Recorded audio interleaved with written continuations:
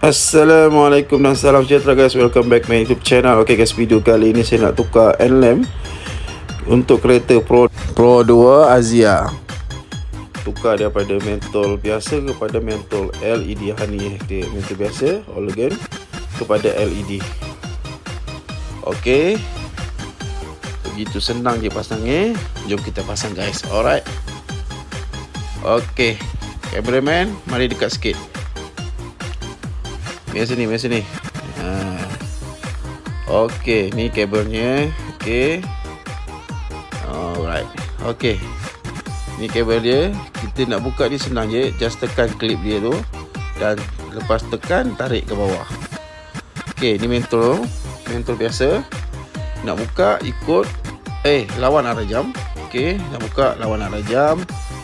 Dan ini dia mentol LED. Okey, mentol LED ni dia ada 3 pin Okey, yang mentol biasa pun ada 3 pin lah. Okey, ni dia punya pin. Okey, dia ada lubang 3 tu. Okey, besar 1, kecil 2. So kalau nak masukkan tu,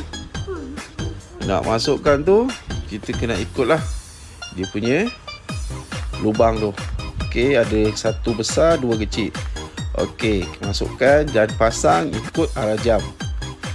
Okey, pusing. Okey, pastikan kabel lampu LED ni berada dekat bawah. Okey, pastikan menghadap ke bawah. Dan skru tu yang atas ni menghadap ke atas lah. Okey. Alright. Dah pasang, dah betul. So barulah kita pasang dia punya soket. Okey, kabel dia. Okey. Dah pasang. Okey, baru kita test. Okey, kalau lah in case tak hidup, kita just buka semula dan terbalikkan sebab dia ada positif dan negatif.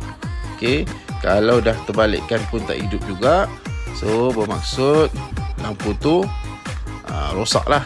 Okey, so bolehlah tukar dengan seller balik. Okey guys, so inilah hasilnya. Okey, soket dah pasang. Sekali lagi saya ingatkan, okey, pastikan kabel ni menghadap ke bawah. Okey, dan skru tu menghadap ke atas. Okey, barulah pemasangan tu betul. So jom kita try dan test. So ini okey guys, ni LED dan ini lampu mentol biasa halogen. Alright, jom kita saksikan pada waktu malam. Inilah dia guys. 1, 2, 3. Oh, mantap guys, terang, cukup terang.